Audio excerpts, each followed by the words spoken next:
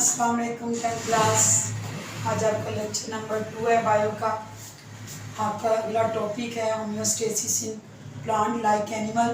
Plant also maintain या maintenance या at equilibrium their internal condition, यानी वो भी अपनी इंटरनल कंडीशन को मेंटेन रखते हैं और उसके लिए उन्हें कुछ अपनी बॉडी से जो एक्स्ट्रा चीज़ें हैं वो रिमूव करनी पड़ती हैं, क्योंकि प्लांट में कोई ख़ास स्पेसिफिक ऑर्गन नहीं होते, कोई स्पेसिफिक जो है एक मैकेनिज़्म नहीं है, क्योंकि रिस्पॉन्स के लिए उनके पास कोई ख़ास ऑर्गन नहीं है। लेकिन कुछ मैकेनिज़्म है जो डिफरेंट वो मैकेनिज़्म जो है वो अप्लाई करते हैं अपनी वेस्ट मटेरियल को बाहर निकालने के लिए, ताकि वो अपनी इंटरनल कंडीशन को मेंटेनेंस कर सके, ठीक है, या इसको एट इक्विलिब्रियम में रख सके। फॉर एग्जांपल उसने जो है वो आपको हम इसे तीन हिस्सों में बांट देते हैं कि कैसे प्लांट जो है वो कौन सा मैकेनिज़्म जो है वो अडॉप्ट करते हैं टू मेंटेन और टू होम्योस्टेसिस इन प्लांट। तो क्या है जी, सबसे पहले है कि removal of extra carbon dioxide and oxygen. वैसे तो पौधों के लिए आपको प्लांट में पता है कि कार्बन डाइऑक्साइड और ऑक्सीजन मेन कंपोनेंट, उसकी वजह ही आप 9th में पढ़ चुके हो कि carbon dioxide is utilise in a photosynthesis whereas the oxygen is utilized in a cellular respiration, यानी सांस लेने के लिए ऑक्सीजन चाहिए और पौधे क्योंकि खुराक अपनी खुद बनाते हैं तो so they require carbon dioxide and water. So extra के लिए हम देखते हैं कि एक्स्ट्रा कार्बन डाइऑक्साइड कैसे हो जाती है पौधों में। तो हम देखते हैं कि हम इसको दो कैटेगरीज में कर लेते हैं, एक हम कर लेते हैं डे टाइम और एक कर लेते हैं नाइट, एट नाइट। तो डे टाइम में क्योंकि सन भी होता है, ठीक है, और कार्बन डाइऑक्साइड भी जो सेलुलर रेस्पिरेशन के दौरान बन रही है, क्योंकि जब हम सांस लेते हैं तो कार्बन डाइऑक्साइड बनती है, ये सब कुछ आप 9th में पढ़ चुके हैं। तो कार्बन डाइऑक्साइड का यूटिलाइज दिन के टाइम ज़्यादा होता है।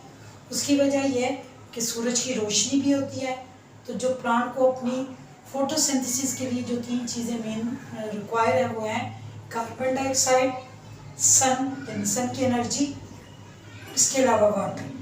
तो ये तीनों चीज़ें जो है ना वो डे टाइम में इसका ये मतलब हुआ कि डे टाइम में कार्बन डाइऑक्साइड यूटिलाइज हो जाती है in the preparation of food.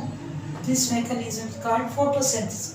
But at night क्योंकि ये कार्बन डाइऑक्साइड सरप्लस होती है, यानी इसका इस्तेमाल नहीं होता, क्योंकि रात के टाइम फोटोसिंथेसिस का अमल नहीं होता। So it is the extra, ये एक एक्स्ट्रा कंपोनेंट हो जाता है। तो इसलिए पौधे जो हैं वो रात को ज़्यादातर कार्बन डाइऑक्साइड जो है थ्रू स्टोमेटा के ज़रिए, ठीक है, रिमूव करते हैं। तो इस तरह वो अपनी बॉडी में कार्बन डाइऑक्साइड की जो अमाउंट है उसको मेंटेनेंस रखते हैं, ठीक है, इक्विलिब्रियम पे।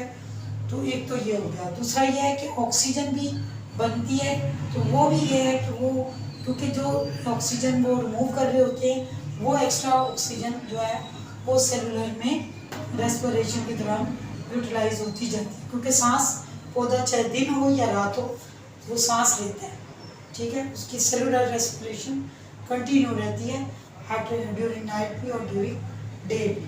अब अगला है कि रिमूवल ऑफ एक्स्ट्रा वाटर। वैसे तो आपको मैंने भी बताया कि पानी जो है वो पौधों के लिए चाहिए, क्योंकि उसने फोटोसिंथेसिस का अमल करना है।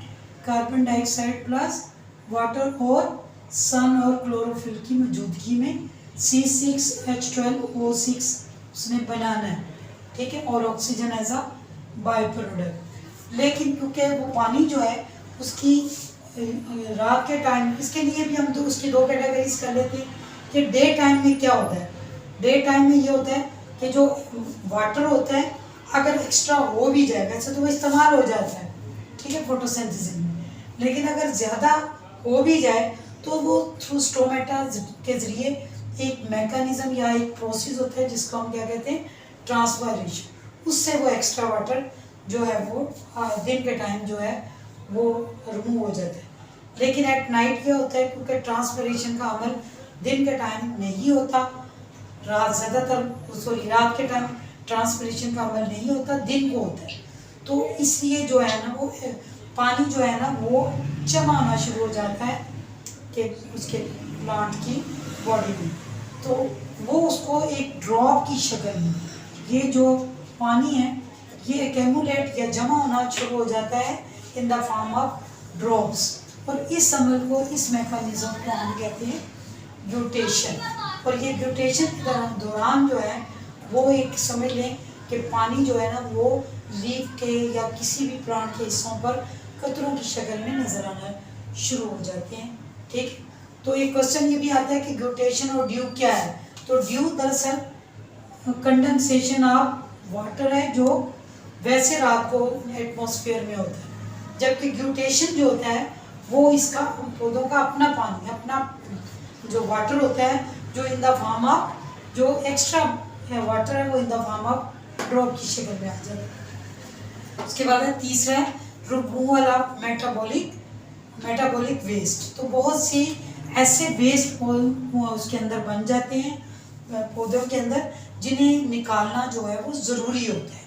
ठीक है, तो ये प्लांट जो हैं चाहे ये हार्मलेस होते हैं, इतने नुकसानदेह नहीं होते, लेकिन बाहर इनको रिमूव करना ज़रूरी होता है। मसलन कैल्शियम ऑक्सलेट बन जाता है, वाइट कलर का आपने देखा होगा, टमाटो में अक्सर आ जाता है। ठीक है, तो ये आपको याद करने पड़ेंगे क्योंकि ये जो है वो पूछते हैं किन के नाम बताएं और ये किन किन पौधों में ये बनता है। तो कैल्शियम ऑक्सलेट जो है वो टमाटो में होता है। गम्स जो है ये मटीरियल, वेस्ट मटीरियल जो किकर में होता है। ठीक, रेजन जो है वो कॉनिवोर्स, ये कॉनिफेरस एक कौन का जो कौन बनाते हैं ट्री, उनके ये ग्रुप का होता है जो रेजन मटेरियल होता है, जो वेस्ट मटेरियल है। इसी तरह लैटिक्स जो है वो रबड़ प्लांट में होता है। इसी तरह म्यूसिलेज जो है वो किस में होता है, वो कार्निवोर्स, ऐसे जो गोश्त खाते हैं, जो प्लांट ऐसे हैं जो कार्निवोर्स कहलाते हैं, या आपने अगले चैप्टर में इसको डिटेल से पढ़ोगे। इसके अलावा लेडी फिंगर यानी भिंडी जो है वो जो चिपकने वाला एक मटेरियल जो है वो रिमूव करती है, उसे हम म्यूसिलेज कहते हैं। तो ये है। इसी तरह बांस पौधे जो हैं वो पत्ते जो हैं शड, यानी शड का मतलब गिरना, यानी पत्ते जो हैं वो ईयरली, जैसे खज़ां का मौसम आता है तो गिरते हैं, तो उनका वेस्ट मटेरियल भी साथ ही रिमूव हो जाता है। This is all about the homeostasis in plant.